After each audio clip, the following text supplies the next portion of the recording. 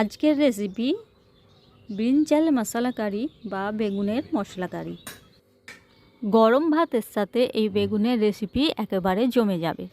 তো দেখুন আমি এই বেগুনের রেসিপি কিভাবে বানাই সেটাই থাকবে আজকে ভিডিওর মধ্যে। বেগুনের মশলা কারি বানানোর জন্য আমি এখানে 6টা ছোট বেগুন নিয়েছি। এবার বেগুনগুলোকে ধুয়ে পরিষ্কার করে নিয়ে কেটে নেব। এখানে একটা বড় পাত্রের মধ্যে জল নিয়ে জলের মধ্যে দিয়ে দিচ্ছি নুন। এবার বেগুনগুলো কেটে নুন জলের মধ্যে রেখে দেবো। বেগুনগুলো আমি 4 ভাগে ভাগ করে কেটে নিচ্ছি। এবার বেগুনগুলো নুন জল থেকে তুলে নিয়ে অন্য একটা পাত্রের মধ্যে জল ঝরানোর জন্য রেখে দিচ্ছি। এবার চলে যাব রান্নার উপকরণে। এখানে আছে গোটা ধনে, শুকনো লঙ্কা, আছে গোটা জিরে, এলাচ, দারচিনি, লবঙ্গ, টক দই, সাদা তিল, ধনেপাতা কুচি, বাদাম, সর্ষে, পেঁয়াজ কুচি, কাঁচা লঙ্কা কুচি, আদা কুচি, রসুন কুচি। এবার একটা ভাজা মশলা বানিয়ে নেব। তার জন্য কড়াইয়ে দিয়ে দিচ্ছি 2 চামচ বাদাম। বাদামটা কিছুক্ষণ ভেজে নেব। তারপর দিয়ে দিচ্ছি গোটা ধনে। গোটা ধনে দিয়ে আবার একটু ভেজে নেব। এবার দিয়ে দিচ্ছি 2টো এলাচ, 4টে লবঙ্গ আর একটু দারচিনি। আবার একটু ভেজে নেওয়ার পর দিয়ে দিচ্ছি শুকনো লঙ্কা।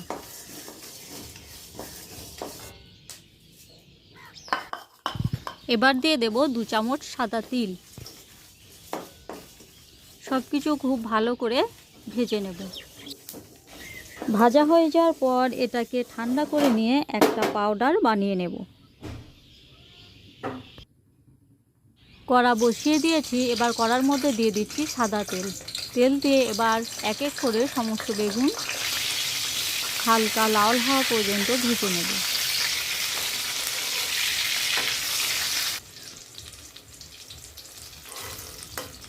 সমস্ত বেগুন আমার লাল লাল করে ভাজা হয়ে গেছে। এবার এক এক করে বেগুনগুলো তেল থেকে উঠিয়ে নিচ্ছি।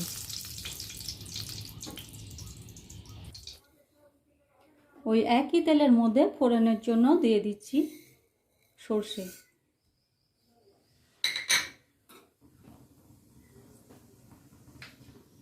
আর দিয়ে দিচ্ছি গোটা জিরে।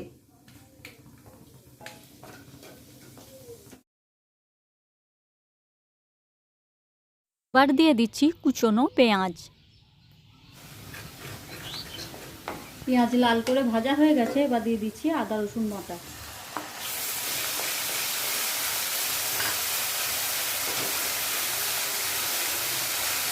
আর দিয়ে দিচ্ছি স্বাদ মতো নুন।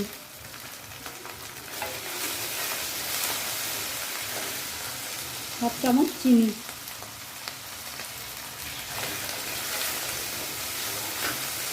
দিয়ে দিচ্ছি 1 চামচ হলুদ গুঁড়ো, 1 চামচ লঙ্কা গুঁড়ো।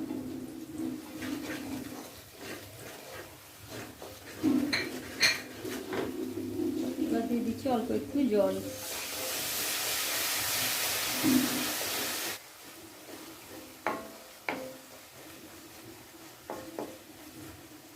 এবার যে ভাজা গুঁড়ো মশলা ছিল সেটা দিয়ে দিচ্ছি।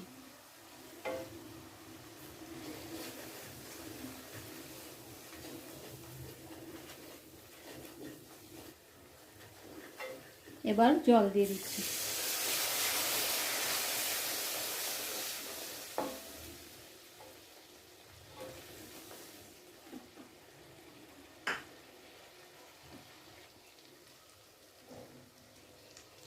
এবার ঢাকা দিয়ে 5 মিনিট রান্না করে নিচ্ছি। এবার ঢাকনা খুলে নাড়াচাড়া করে নিয়ে দিয়ে দিচ্ছি টক দই।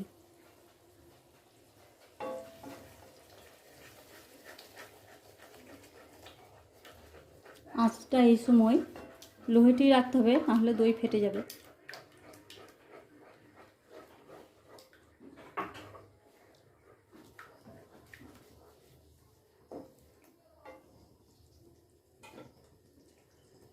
আবারও একবার ঢাকা দিয়ে রেখে দিচ্ছি।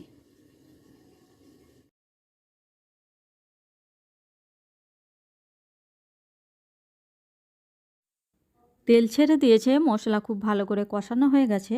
এরপর আমি এর মধ্যে দিয়ে দেবো 1 বাটি জল। এই ব্রিঞ্জাল মশলা কারির গ্রেভিটা একটু গাঢ় হয়, তাই আমি আর জল দেব না,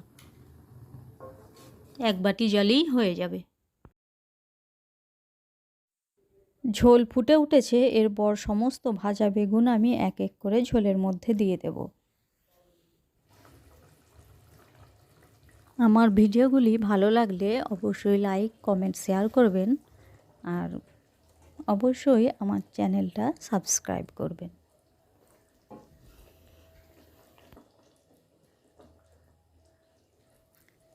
বেগুন মশলার সাথে খুব ভালো করে মিশিয়ে নিয়েছি। এরপর ঢাকনা দিয়ে 10 মিনিট রান্না করে নেব।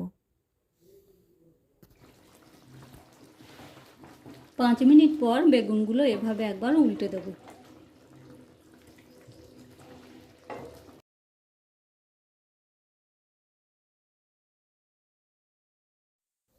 রান্না একবারে শেষের দিকে, এবার ওপর থেকে কিছু কাঁচা লঙ্কা কুচি ও ধনেপাতা কুচি দিয়ে সাজিয়ে দিয়ে গ্যাসের ফ্লেমটা অফ করে দিয়ে রেখে দিচ্ছি স্ট্যান্ডিং টাইমের জন্য 5 মিনিট।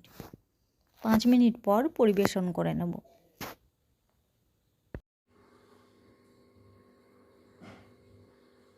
এবার একটা প্লেটের মধ্যে সমস্ত রান্নাটা ঢেলে নিচ্ছি।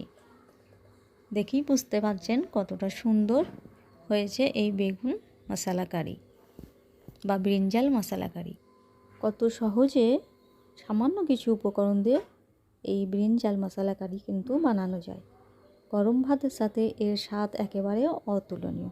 আপনারা এভাবে বানিয়ে দেখবেন, খেতে খুব সুন্দর লাগবে। আজকে এ পর্যন্তই। নমস্কার।